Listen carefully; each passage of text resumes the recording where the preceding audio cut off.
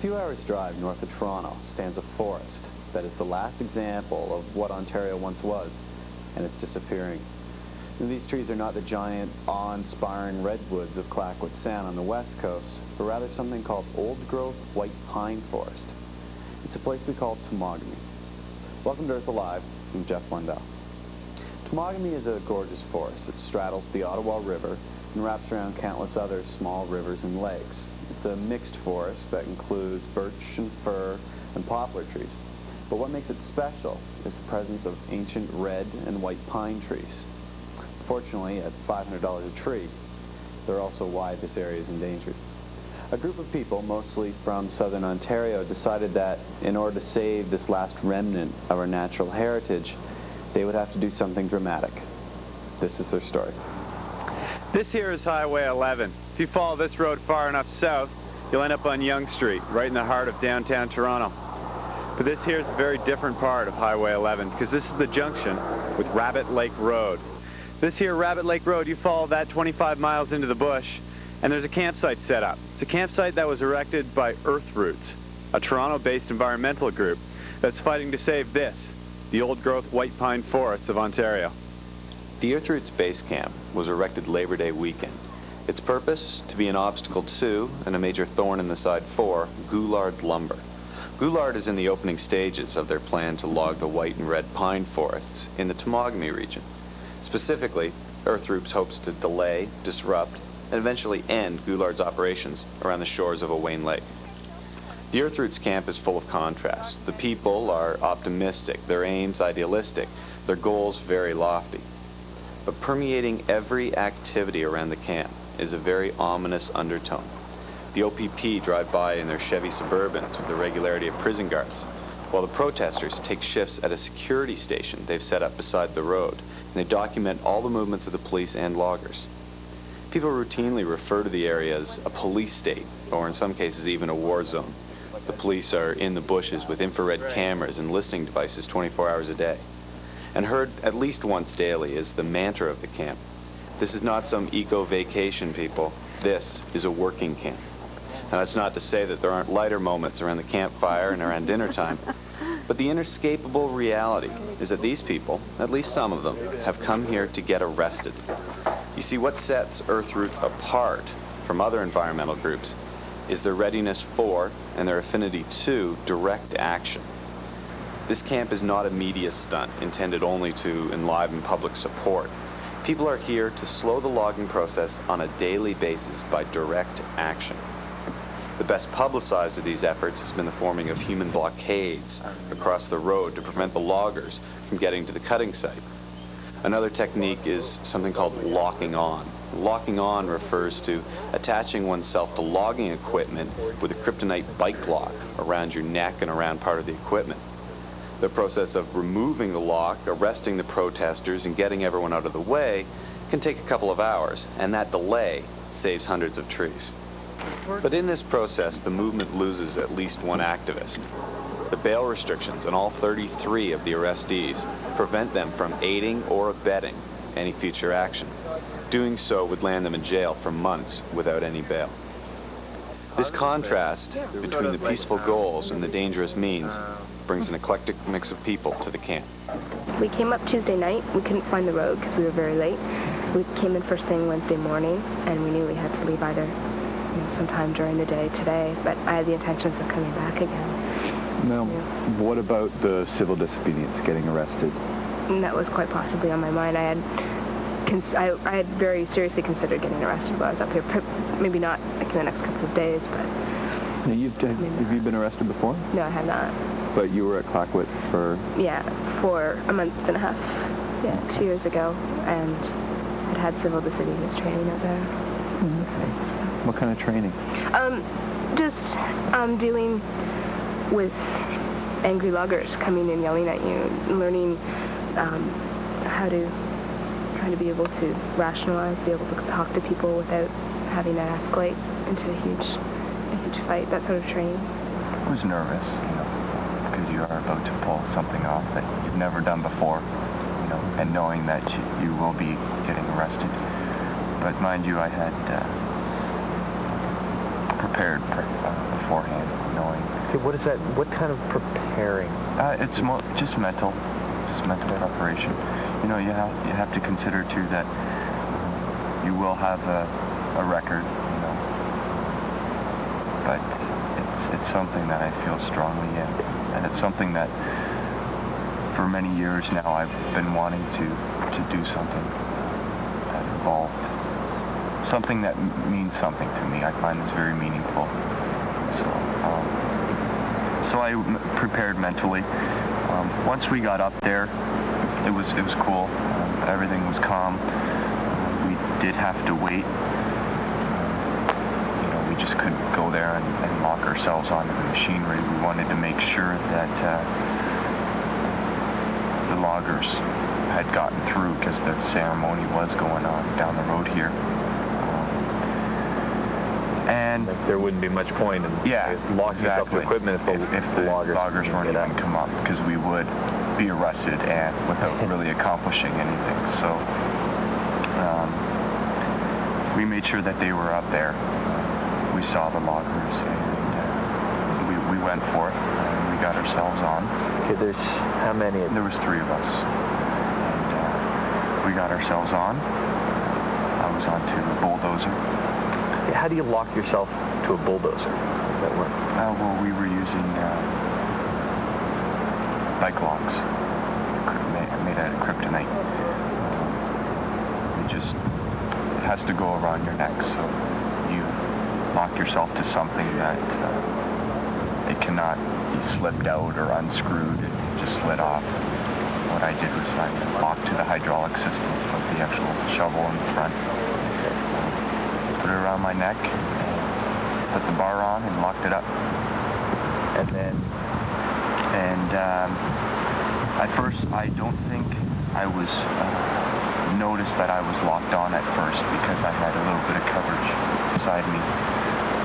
But as soon as that happened, the police were already there. When we stepped out and went towards the machine, the police were already there. And media was there as well, so it didn't take long for them to find out that 3 people had just chained themselves to the machine. Were you all attached to the same piece, the same bulldozer? No, me and another woman were attached to the bulldozer, and another male was attached to another piece of machinery just down from us. This is one of the bridges that the logging crews have been using to get their trucks up the road to where the white pine stands are. This morning, some of the protesters had themselves chained to the bridge. One person was chained right here in the center. The police then came in, cut the timber in 2 places, hauled the person away and arrested them. The logging trucks just moved on up the road. All in all, how long did this hold up the people's work that day? Usually the loggers seem to come in around 7 o'clock, usually 6 o'clock sometimes. Being the first day too that they were actually going to go up and starting the road, we figured they would come in early. So the ceremony started, so they were delayed right from probably 6 o'clock. And by the time all 3 of us were taken off, we had delayed them a good, approximately 8 hours probably. It was effective. That's, I guess, my next question. Is that effective? Is that what you're hoped for going in? Well, you know, the ultimate goal would be to stop all logging and preserving the forest. But, we have to be satisfied with, 1, it delayed them. And 2, there was media there, and we were able to say why we were there. We got good coverage. We were able to say why we were there and get the message out to the public. And you have to hit them where it hurts. This is not just fun and games. This kind of work, direct actions. It did hurt Gulag financially. And that's one of the ways of getting your point across. I'm finding that the focus is, we were talking about this last night, that the focus was very much on direct action. In other words, simply getting arrested, which is not my experience in Clarkwood Sound, and I don't expect a duplication of what I found out there because it's very different here.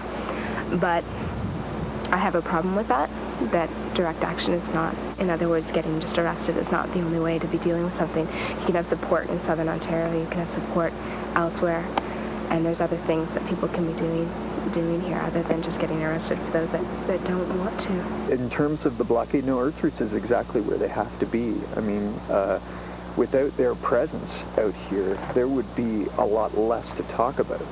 Step one in the logging process is the building of the access road. That's the stage that Goulard Lumber is at right now. This track here, which is now about 40 feet across, just a couple days ago, was a 6-foot wide track. It was originally a 1940s logging road. Whoa, logging? You mean this isn't a pristine area? You see, back in the 1940s, you have to realize logging was done slightly different. It would be a matter of a number of small trucks coming in, guys with saws coming in, cutting down very large, spectacular trees, really, taking the wood back into town for lumber to make furniture.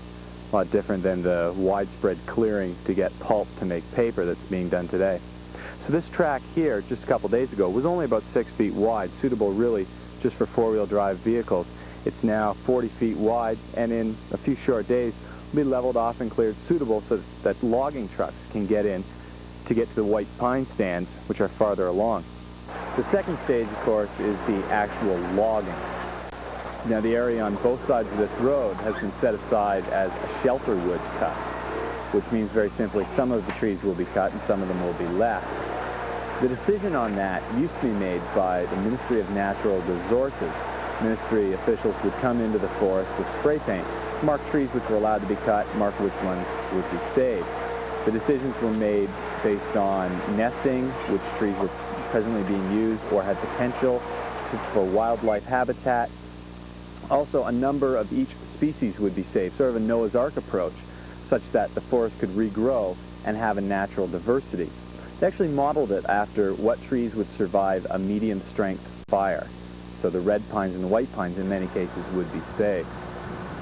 With the layoff from the provincial government now, things are a little bit different. You see, the onus is now on the logging company and their personnel to come in and mark which trees are to be saved, which trees are to be cut. That is then audited by ministry officials, which means simply one or two officials will come in, wander through the forest in a specific area, check to make sure that the markings were within their guidelines, and then leave it to the loggers to cut it. Now, what's happened is a lot of ex-ministry officials who were laid off then got hired on by the forestry company. So it is, in many cases, the same people making the decisions. The difference is now they're getting paid by the people who are cutting the trees. What we're trying to do here is maintain a fair bit of crown closure to still open up the site enough to allow regeneration. It's probably a good enough site. You see there's big old white pine and red pine around, but you see on the ground you don't see much. You see there's a spruce over there, you see balsam fir over there, you see red maple in places. These are the species that will grow better here when there's no disturbance. Okay. Because of this duff here, this is what we call the duff, or little layer. Pines have a hard time getting through this. Sometimes you'll see a little seedling, little white pine seedling, all over a place like this because they had a good seed year. They'll germinate, the seed will germinate, but it'll die because it won't get down into the mineral soil. Okay. There's your mineral soil. Usually sandy clays or something like that, loamy sands. What would happen in a normal system, something that would create a natural ecosystem, what probably created this stand, is a fire comes through, it burns some of this off, or at least removes some of it, opens up the area because it kills some of the trees, so they've got light, and they've also got access to the mineral soil, and then they can regenerate. And what logging will do to some extent is remove some of these trees to allow a certain amount of light, but keeps a fair bit of shade, and some of the logging equipment hopefully will remove some of this. And hopefully what we'll normally get is we'll get better regeneration here almost no matter what we do than if we were just to leave it.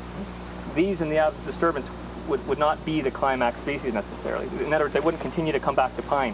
Sugar maple is more of a true climax species, wouldn't you say, where it will regenerate on its own. You can usually under shade. You can kind of see the new forest right here with the spruce, the red maple, and balsam fir. That's the forest that's going to succeed to the natural processes in the absence of the disturbances. Because they don't need disturbance, and they don't need light as much. But the pines do. The pines do. Most of our species that have been here in abundance, poplar, birch, jack pine, they need a disturbance and lots of light. More light than white pine, or this is a red pine actually. Red pine is another one that requires a fair bit of light to regenerate. So the reason that these species have been here in such abundant numbers is because of the way fire used to come through. Fire and insects and wind throw as well. But particularly fire used to come through our forests on a regular basis.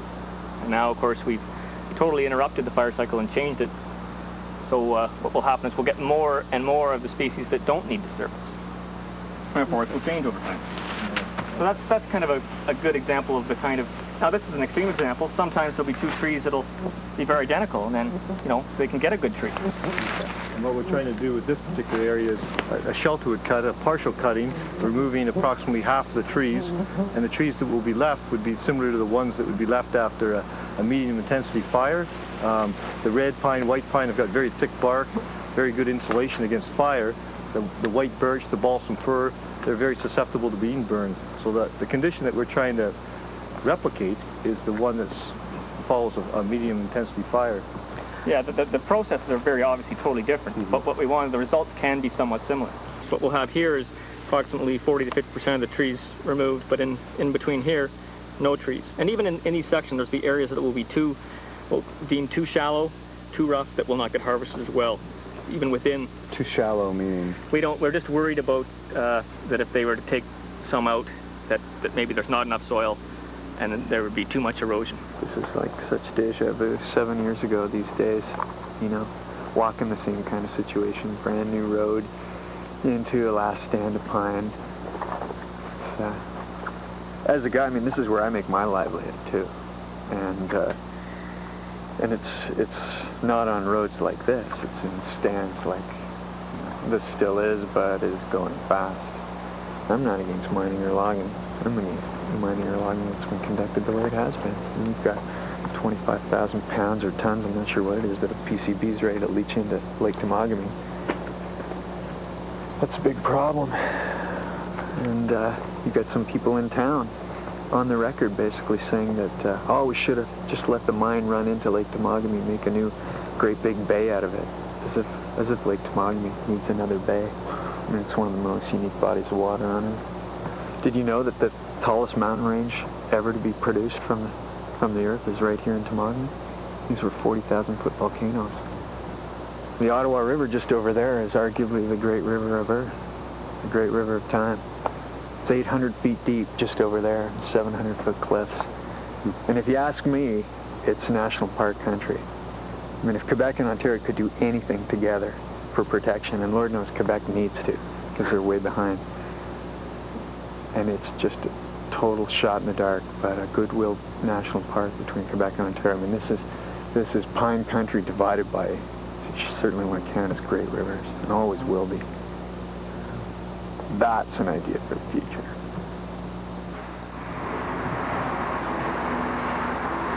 This is the limit of where the logging road got to today. They've been slowed because of rain. They've been slowed by protesters. They've been slowed by bureaucratic process and by the auditing of the Ministry of Natural Resources. But every day the bulldozers and the backhoes come in here and move this road a little bit further along. And eventually they're going to get to the stands of white pines that are not too far away. And then those too will be gone.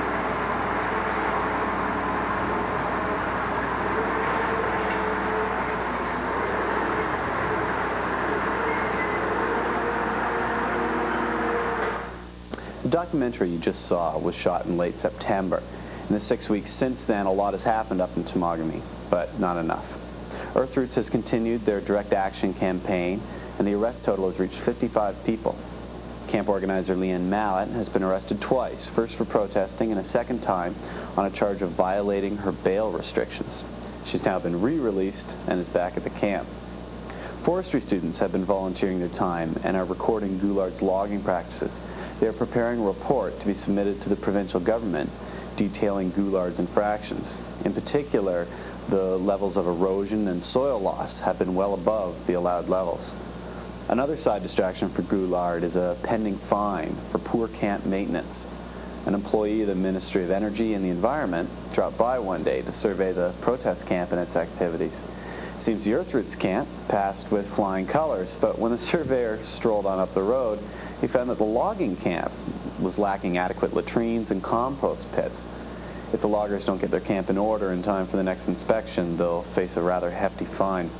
In the midst of all this, Goulard has temporarily stopped their activities in Temagami, ostensibly to complete a cut somewhere else and allow the ground to freeze over.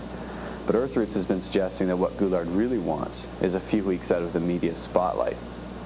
Buoyed by these successes, Earthroots is committed to maintaining their camp throughout the winter and as long as is necessary to stop the destruction.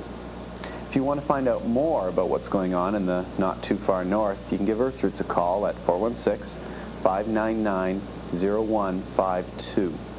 Stay tuned. We'll be back with more Earth Alive. Planting trees in our communities is well worth the effort. But if you don't look after them, they may not make it. Urban trees need a little maintenance to survive. Not much. But your extra care will help replenish the urban forest and give us something we all need. Fresh air. Trees do their part. Let's do ours. Cars are changing our climate. Maybe we should think about changing our habits. Hi, this is Daniel. And I'm Ariane. Welcome to Canada's Healthy Neighborhoods, where people like you are making down-to-earth choices for our environment by using their cars less. Today I'm in Toronto's Riverdale district with Jennifer Elliott, who's behind an effort to get people to reduce their use of cars. My primary motivation was environmental concerns. We have temperature inversions, and because we're keeping the exhaust of cars down low where we're all breathing. I think a healthy neighborhood is where a community thrives. As soon as you park your car and walk, you've made it safer for all of us, and I think that's a really positive thing. What I would like people to do is start thinking about how they use their cars. We actually do have a car, it's just that it's a people-powered car. It's good for your community to have people walking in the street. Somehow get a whole lot of people to start thinking that they can make a difference. And now to Daniel in Vancouver, where vanpooling makes getting to work fun. So, what were some of your reasons for starting this van pool? The motivation to start it was the environment, the pollution in the environment, cutting down in the kilometers. This program so far has taken over 12 million kilometers off the roads in our 5 years. Wow. We have to make the environment cleaner for our children. Because it gets 7 cars off the road, and 7 times the 5 vans that we have. That's a lot of cars we're taking off the road. In 5 years, I guess, I've saved the cost of 1 car. Well, lots of times we drive past people's houses because we're having such a good time and talking and everything. We have to go back. It takes a lot of people to clean up the environment, and I feel that every little bit helps. Find out how you can drive less, save money, and clean up the air in your neighborhood. Call today for your free kit. We have to make the environment cleaner for our children. It seems a lot of us are renovating. But did you know that installing new energy-efficient appliances, adding insulation to all cavities, and making some simple changes could save energy and even money? So if you aren't renovating, maybe you should be. And if you are, think of the savings. Remember, using energy wisely is good for the environment. And that's good for us all. So let's be energetic about using energy efficiently. Next week on Earth Alive, we'll take a look at a campaign to save the lives of thousands of migratory birds that fly through this city every year. The program is called the Fatal Light Awareness Program, or FLAP for short. Here's a preview. The idea is that we want to get them out of the downtown core because they're extremely vulnerable down there.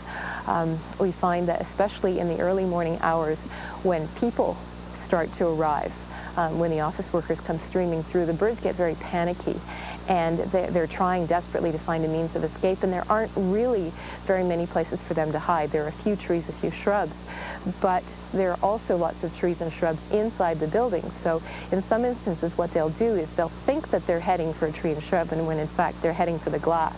They either see the reflection of it in the window or they see one behind a window, and they end up hitting, and if they've got enough speed, they will kill themselves. So we want to get them out of the downtown core and into a more natural habitat. This time of year in the fall, I would bring the birds to the Humber Marshes or to High Park, which luckily is close to where I live. And it's a good release site because it provides a lot of natural habitat for the birds, a place for them to rest and recuperate during the day. And then at night, they would either cross the lake directly and head directly south, or they would follow the shoreline of Lake Ontario in a sort of southwesterly direction and eventually head down to wherever they're going in South or Central America. Well, that's all for this show. Join us again next week on Earth Alive. I'm Jeff Blundell, and thanks for watching.